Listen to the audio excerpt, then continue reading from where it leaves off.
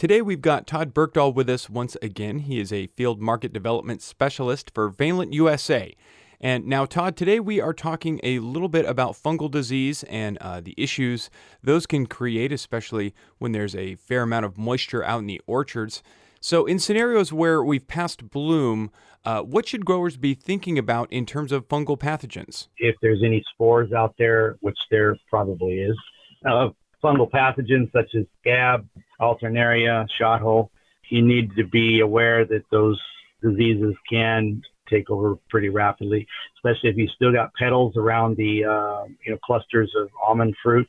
The petals act as a food source for monolinia. You can even get botrytis sometimes, and it starts with the petals and then moves into the fruit from there. So having a preventative fungicide on there is conducive to maintaining that crop's health and viability as it starts to grow. Yeah, I know you've mentioned more than a few times that, an ounce of prevention is worth a pound of cure. And we've talked before about the importance of getting those applications done earlier rather than later. But for those that may not have been able to get those early applications out there, what are some options or approaches growers can take to address those disease concerns? Well, you can go on, Brian, preventatively or with a fungicide. We don't like to go on curatively because it's like putting the fire out after the fire's already started. You don't want the fire to start.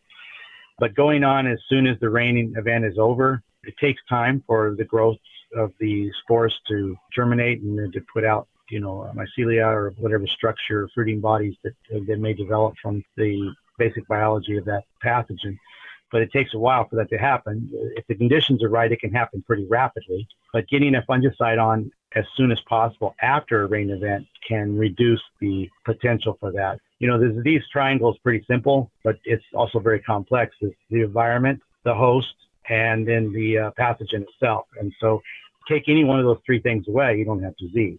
You can't take the host away because that would be taking the tree out. You can't really do anything with the environment because we're growing in a natural environment. And you can do some things to alter or modify the environment, irrigation practices and whatnot to reduce microclimate within the orchard. But the biggest thing is taking out the pathogen. That's how fungicides come into play.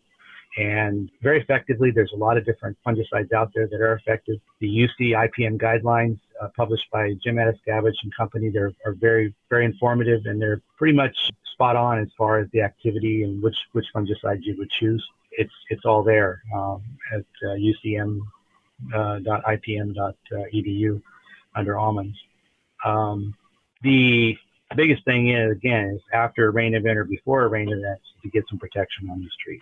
And fungicides are effectively doing that. I actually made some recommendations for putting out squash because squash is not only preventative, it's got curative activity. So we put some squash out on several acres of almonds that have been historically prone to disease, shot hole and alternaria in those particular cases. But scab can also be a problem as well with moisture.